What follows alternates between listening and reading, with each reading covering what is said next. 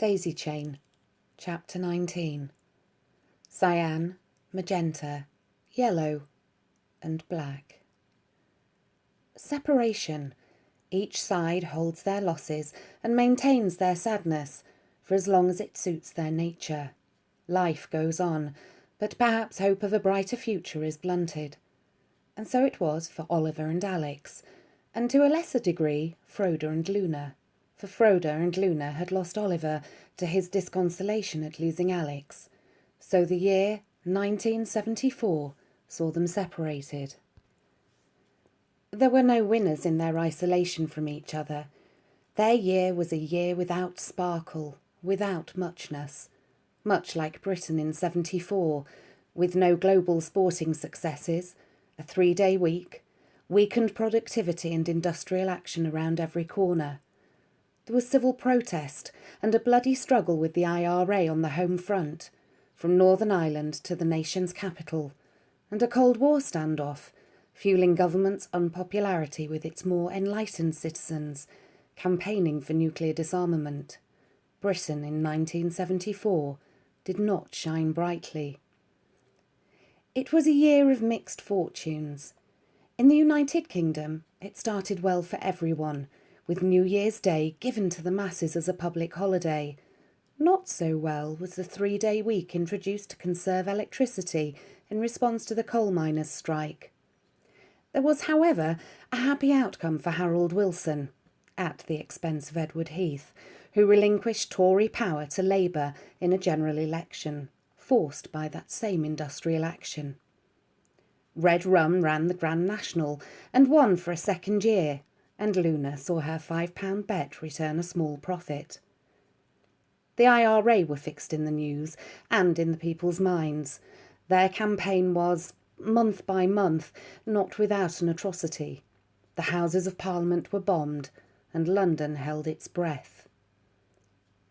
Froda lost friends in 1974. Turkey invaded northern Cyprus, and because of the fighting, Froda's summer holiday home in Limassol was subject to terrible damage.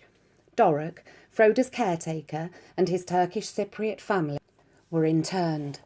Some of Doric's brothers went missing. Some were killed in the fighting. Froda spent a great deal of money to ensure the safety of what was left of Doric's family, and Doric, in return, declared Froda his eternal brother for saving the women and children from poor treatment by the Greek Cypriot forces.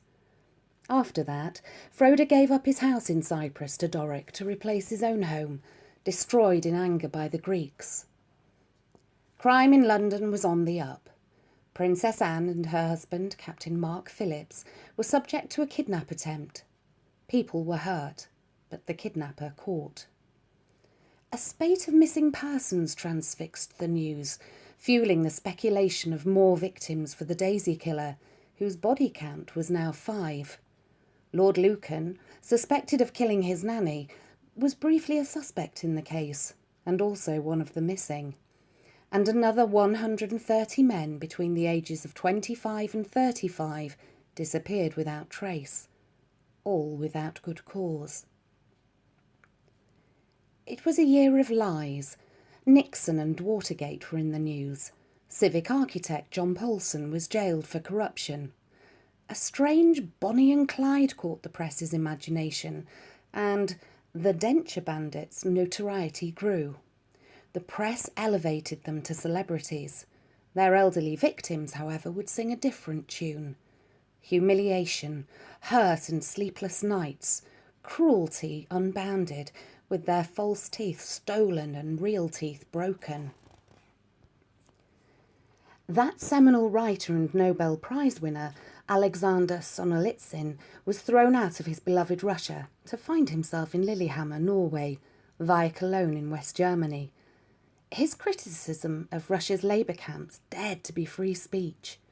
Alex joined a protest to raise awareness of his plight, although her outrage was restricted to her well-dressed presence at a party held by London intellects and literary fashionistas, with the promise of David Bowie in attendance. Pop music had a good year, although much of it escaped the attention of Oliver, Froda and Luna. The top-selling record was David Essex singing Gonna Make You a Star, in a chart dominated by Slade, Mud, the Bay City Rollers, and those furry environmentalists, the Wombles. Strangely, a group won the Eurovision Song Contest. It was the first time for a group since the contest was first broadcast in 1956. Stranger still, they were Swedish, an unknown group called ABBA. Over the year of intense publicity, Oliver developed a crush on the band's Agneta Faltskog, whilst Alex independently fell for Benny Andersson after an interview appeared in her magazine. Adriana was unhappy. Norway came last. And as for Frode, well, he had not even heard of the competition. In sport, Manchester United, who had played in football's first division since before the war, were relegated to the second division, a boon for the London clubs and fuel for their supporters to mock and jibe. New chance to compose. Still, Leeds United were on top of the first division, so the northern clubs still dominated, having the last laugh. Oliver was at Wimbledon, cheering on Bjorn Borg, keeping in with all things Swedish. But it was Jimmy Connor's year, winning against Ken Rosewall in the final. It was a popular victory. In the midst of tightened Cold War security, made tighter by memories of the Olympic Munich massacre 2 years earlier, and the terrorist Bader Meinhof's group heightened activity, Frode loyally followed West German football to victory, beating old rivals, the Netherlands. He was proud to see the team raise the new-look World Cup trophy. The Jules Rimet trophy staying with the Brazilians, winners in 1970. Jubilation swept through Lingen. It swept right through the host nation. But along the way there were hard games to watch. West and East Germany clashing. The East Germans won that match. No true German cheered, not even Frode. Women's liberation had its day in the sun, with 5 all-male Oxford University colleges admitting women undergraduates for the first time. Alex was happy to write a letter to the Times, citing chauvinism in the education system, numbing women's education. And Alex discovered a new author. She read Carrie twice, a debut novel by a young writer, Stephen King. She saw headlining movies that year as well.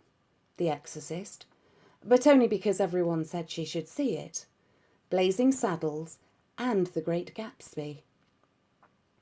She said she saw Gatsby only for the influence it would have on fashion. It had nothing to do with its leading man, Robert Redford. She was sad Oliver was not at her side, sharing her popcorn. Gifts? Well, they were there, and both Luna and Alex had to see Ching Ching and Cheer Cheer, the pandas, a gift to Britain from China. Luna, of course, created a panda-inspired crochet cover for her shoulder bag and a black and white scarf for Winnie. China also rocked Oliver and Luna's world by the discovery of the terracotta army of Qin Shi Huang. Christmas heralded the end of the year for all. Alex filled her time with parties, not family.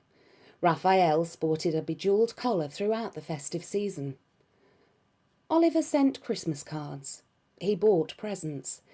He generated a smile for the cards he sent and was a popular uncle for the presents he bought, but an ungrateful brother for declining the Kane family feast. His brother's atonement for a year doing the devil's work as an estate agent. Hector and Oliver found a greater pleasure walking hill and valley in the Lake District, enjoying Cumbrian hospitality. The best in the world, he called it. Oliver heard that Luna was at a Welsh retreat of sorts near Breckfar. He could see Luna playing and praying in Wales, dancing her Yuletide away within a forest. No doubt living in a tent, half naked, howling at the moon, with her feet painted blue. For some, it was a bad Christmas, especially for former UK minister and fraudster John Stonehouse, discovered living in Australia after faking his death. Frode and Adriana had a traditional Scandinavian Christmas. 8 weeks of it. Frode was always keen to keep Norwegian traditions alive for Adriana's sake, and to keep the brewers wealthy. Much beer was consumed. Yes, Jule, the Norwegian Christmas was well celebrated in the Hauglands household, even if over the years German custom tainted good Norse tradition.